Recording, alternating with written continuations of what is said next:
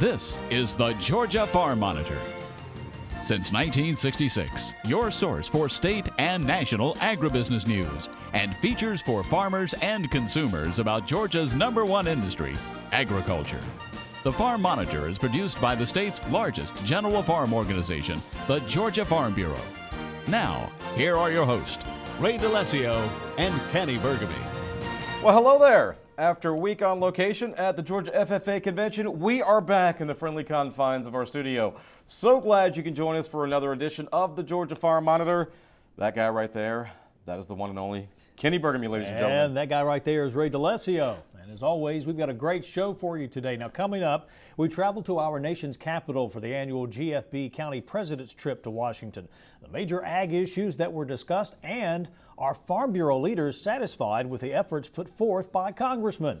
Also on today's show, now that the Vidalia onions are in full season, what effect, if any, do the April rainstorms have on the first wave of shipments? Plus, if you're thinking about starting your own honeybee operation, there's never been a more perfect time than the present. We'll take you to a small operation in Habersham County and show you how the millions of workers there have been so successful. All this and more starting right now on the Georgia Farm Monitor. And without further delay, we begin in our nation's capital, where every year County Farm Bureau presidents from across Georgia gather together to share a few meals and talk about old times on the farm. More importantly, however, the trip gives them a voice, a chance to meet face-to-face with members of Congress and express their concerns about the ag issues that affect each and every one of us every day. Mark Wildman has more in Washington.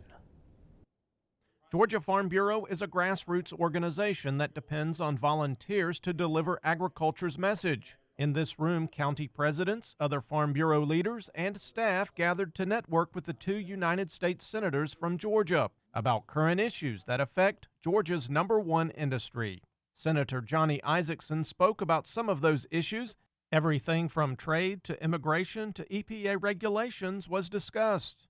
Government's role is to make the playing field fair and level, but private sector's role is to make the winners and losers based on competition, not based on some regulator deciding whether you win or whether you lose, and that's what I'm going to continue to fight for as long as I'm here.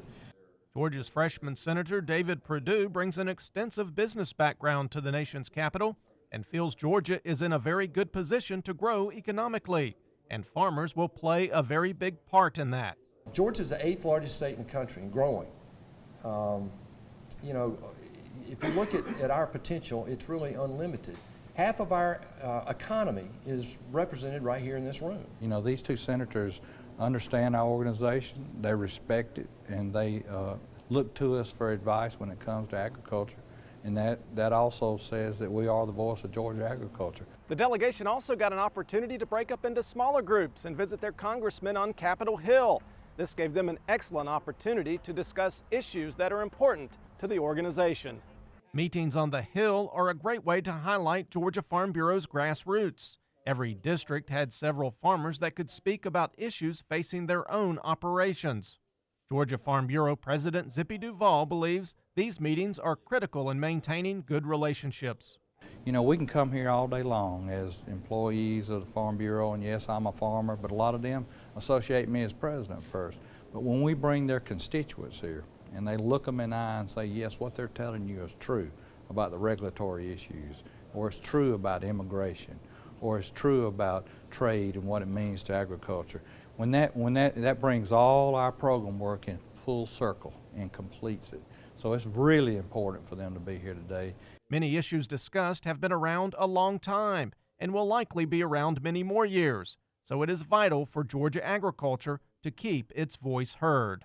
What I hope our volunteers realize is that these people want to hear from them. For their voice to be heard, for them to send them emails when we send out a voter voice alert, you know, for them to call and communicate with their congressman. You know, no one is an expert in the agricultural field better than the farmer. No congressman or senator up here knows the answers to the agricultural questions better than the farmer does. And between our communications and the volunteers' communications with them, we're hoping our message gets over. But them coming and putting a face with a name and with an organization like Farm Bureau is very, very valuable. Reporting from Washington, D.C., I'm Mark Wildman for the Georgia Farm Monitor. All right, Mark, thank you very much, sir. Well, the decades-long WTO dispute brought on by Brazil made the U.S. cotton industry a target in the recent Farm Bill debate. And as a result, significant changes were made to cotton policy. National Cotton Council President and CEO Dr. Gary Adams explains the circumstances surrounding these significant changes and how the Stax program for cotton came to be. The difficult issue in this Farm Bill debate was that direct payments were not popular politically. And so we knew that was going to be really very difficult to sustain those. And in fact, direct payments went away for all commodities. So really, as the cotton industry approached this debate, we felt like we had to look at some type of insurance enhancement that could be defensible within the WTO and could ultimately resolve the dispute. And that really led to what's known as the Stacked Income Protection Plan, which is a new insurance product for cotton. It's designed to address a level of losses for which producers have not had affordable protection in the past, and designed to be a complement to the existing insurance products. And if that doesn't bring a tear to your eye, maybe this story will. Recently, the first shipments of Vidalia onions went out from many parts of south central Georgia. But like a number of spring crops, weather has played a major part in this year's delivery. Georgia's Vidalia Onion Committee said what started as a fluke in the 1930s has now become a deeply entrenched summer tradition. It is the official state vegetable of Georgia. And of course, we're talking about the sweet Vidalia onion. The onion is known around the globe, and 2 towns in Georgia even hold Vidalia onion festivals each year. We'll harvest fresh onions until about the 1st of June.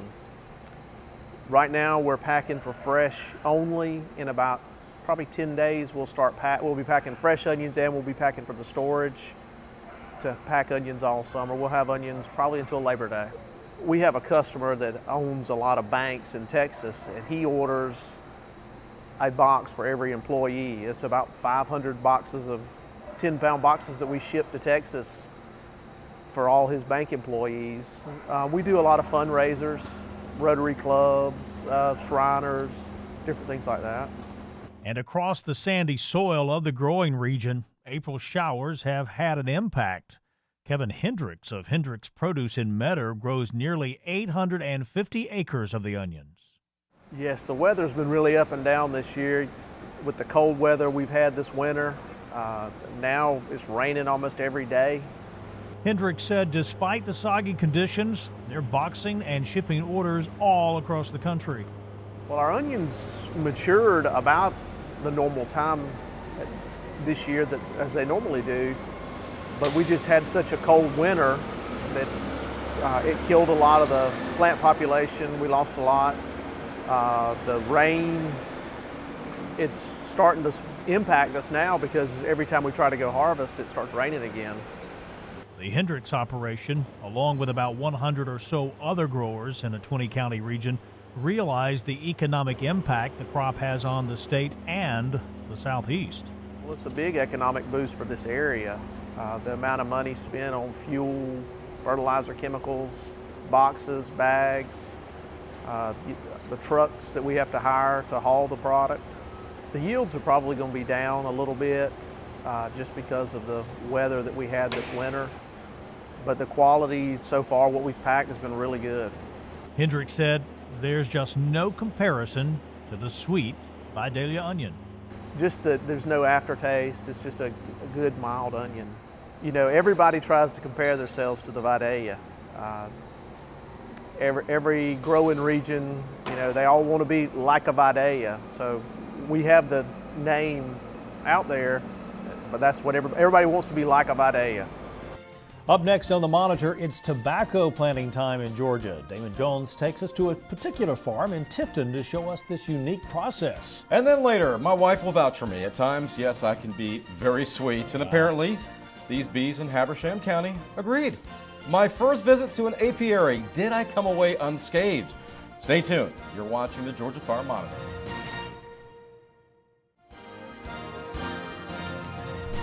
USDA will harvest the savings of a new solar farm on its Beltsville, Maryland campus. Secretary Vilsack helped cut the ribbon and flipped the on switch at the new 1.6 megawatt solar farm at the George Washington Carver Center just outside the nation's capital. Every year we continue to invest in renewable energy generation and transmission, helping to lead with the Department of Energy this amazing revolution, this energy revolution that we're engaged in the U.S. The George Washington Carver Center by 2020 will be energy independent.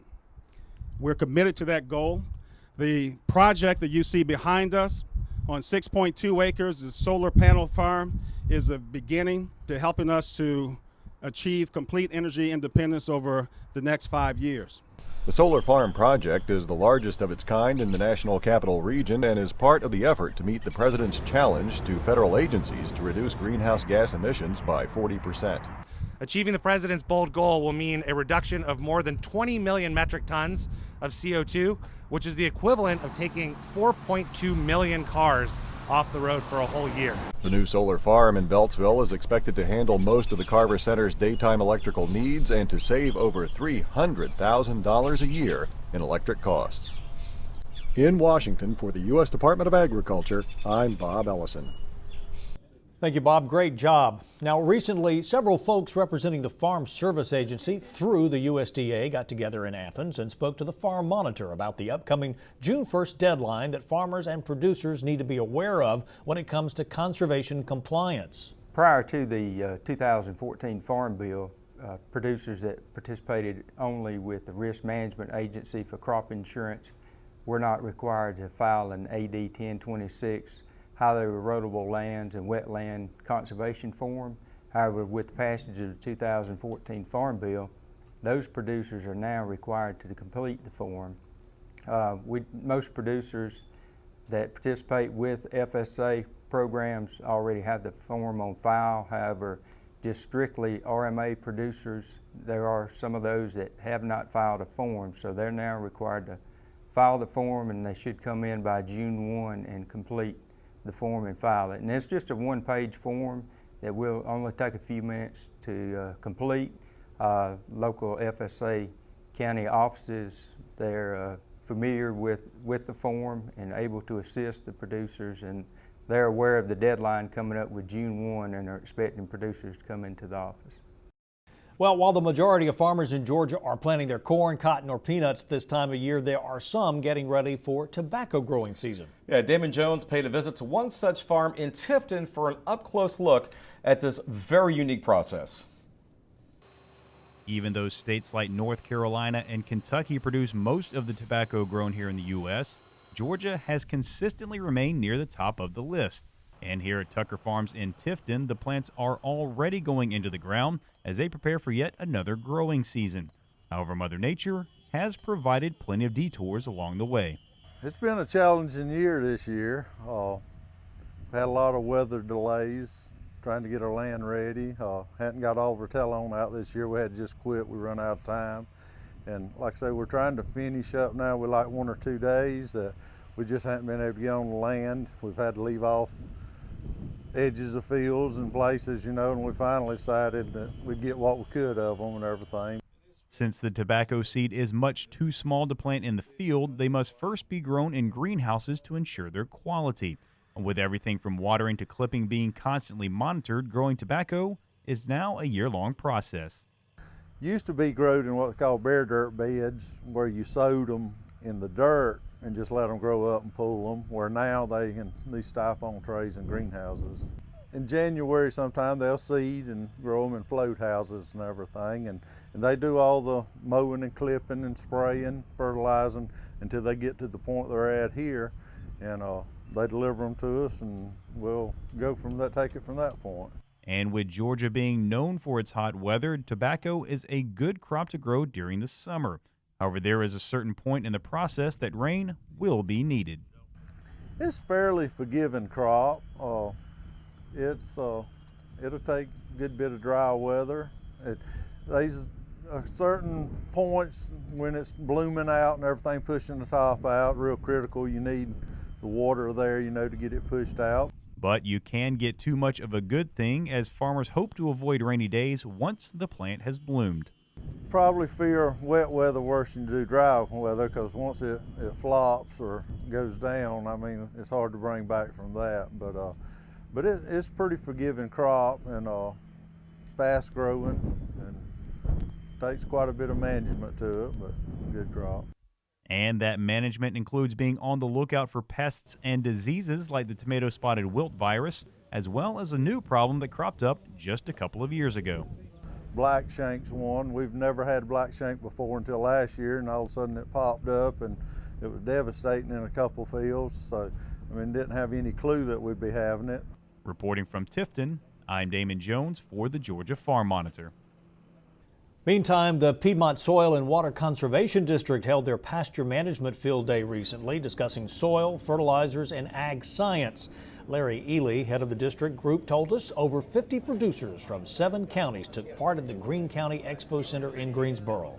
And we got a long tradition of conservation through education and demonstration. And we're trying to remind people today of some pasture management things, because pastures are important to us in our area. We have a lot of pasture land here, and just bring them up to date. But we practice conservation through education and demonstration, and we've always done it like that. We're not a regulatory persons, but we think we get better input from our producers. So our producers will be teaching us some things. All right, when we come back, see what happened when I spent the day with Carl and Virginia Webb of MTN Honey way up in Clarksville, Georgia. Fun times indeed, and a great learning experience. That's next when the Georgia Farm Monitor continues.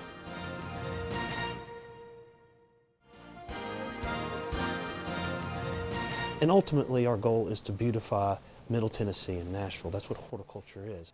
Matt Dawson operates Samara Farms, a wholesale nursery business in the Bordeaux area of Davidson County.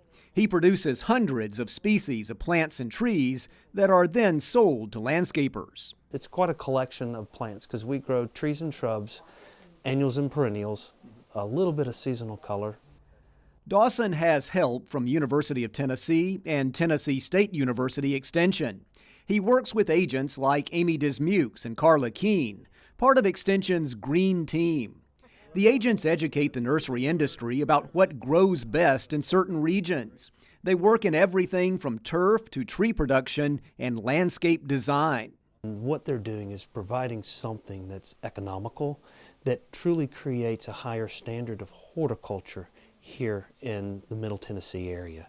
And that's what we need. We need the bar to be raised. UT and TSU Extension agents teach a landscaping course as part of their work with Middle Tennessee nurseries. The lesson plan here includes weed and pest control, choosing plant varieties, and developing a business plan. The agents say their goal in working with the green industry is to see that Tennessee homeowners are getting the best products for their landscape. We like to teach them to do things the correct way, to follow the best management practices that are recommended in the industry, so that they can provide the best service to the consumers out there. An added benefit to these partnerships, nursery owners are educated to keep an eye out for any harmful plant diseases. We kind of consider them almost first detectors in the area. With their help and working with extension agents throughout Tennessee, we're going to be able to catch things that are coming in because they're trained to see what we're seeing. For a business to compete and succeed, a little outside advice can be helpful. And when UT Orange and TSU Blue combine for green, it makes for a nice team approach. This is Chuck Denny reporting.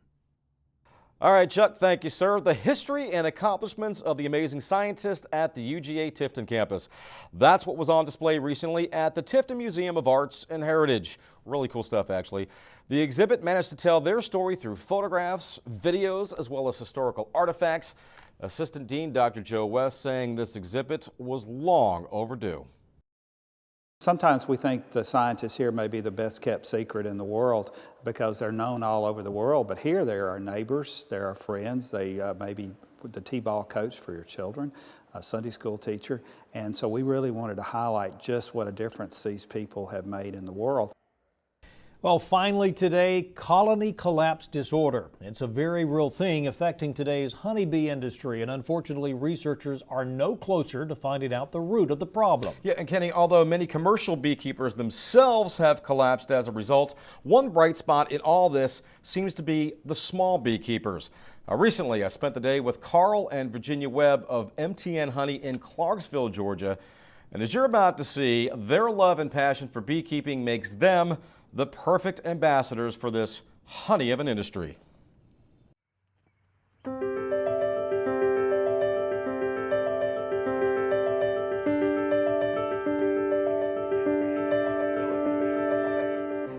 Pardon the pun, if you will, but the buzz around Habersham County is that Carl and Virginia Webb are passionate about their bees. Whether it's the different types of honey the bees produce or the many products derived from the bees, their operation is a well-oiled machine. My husband and I were full-time commercial beekeepers here in Habersham County. We're also the largest employer in Habersham County with over 9 million workers in our operation. Only 2 of us are 2-legged, the rest are all 6-legged. We have about 350 colonies. We're not only honey producers, but we're also queen breeders and bee breeders, and we specialize in the Russian bee.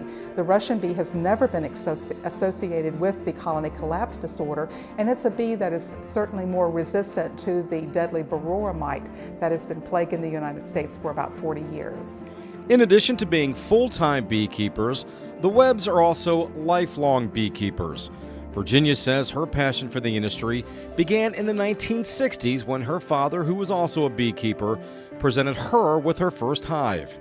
As fate would have it, beekeeping is what eventually brought the Webbs together. My husband, too, was a beekeeper for many, many years. We had met at a beekeepers meeting several years earlier and really hit it off very well, and it was a sweet reunion for the 2 of us to get married. Agriculture could not survive without the honeybees. Very few fruits and vegetables can be self-pollinated. They need that vector or an insect to pollinate it. Honeybees are the most efficient bee in an insect to pollinate our fruits, vegetables, legumes, and nuts. Here in Georgia, it's a multi-million-dollar industry to pollinate many of the fruits and vegetables that you see, from apples in North Georgia, cotton in Middle Georgia, the cucumbers and watermelons in South Georgia. It's an essential part of our agricultural system.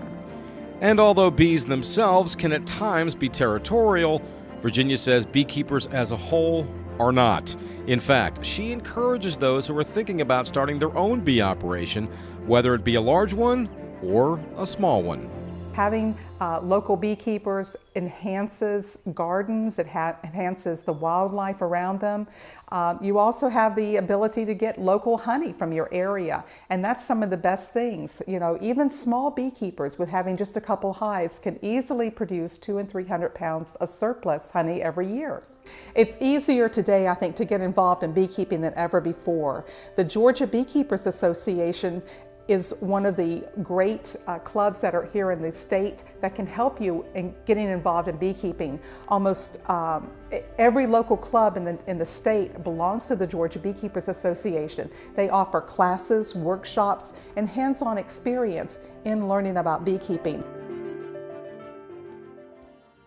And I am happy to announce the suit worked. I did not get stung. Oh, good. Yes. Good news. That is going to do it for this week's edition of the Georgia Farm Monitor. Well, here's a reminder for all the latest ag info that regards food, great recipes, and what's happening down on the farm. Check out our Twitter, Facebook, and Pinterest pages. You'll stay informed and see what's up in the world of farming, plus this Farm Monitor show. Take care, everybody. We will see you next week right here on the Georgia Farm Monitor. Have a great week.